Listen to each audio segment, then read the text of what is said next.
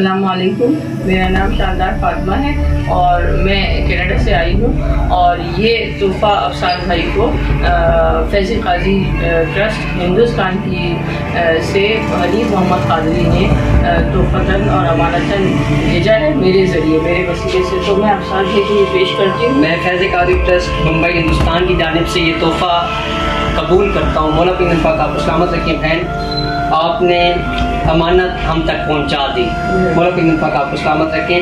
हनीफ कादरी भाई, मौला पिंगन पाक आपको सलामत रखें। आपके फैज़ कादरी ट्रस्ट की जानिब से जो एवार्ड आपने हिंदुस्तान से कनाडा भेजा, आज हमारी बहन शानदार फातिमा साहिबा जो कि माहिर अलूम मखफ़िरा हैं, इन्होंने आज मुझे आपकी अमानत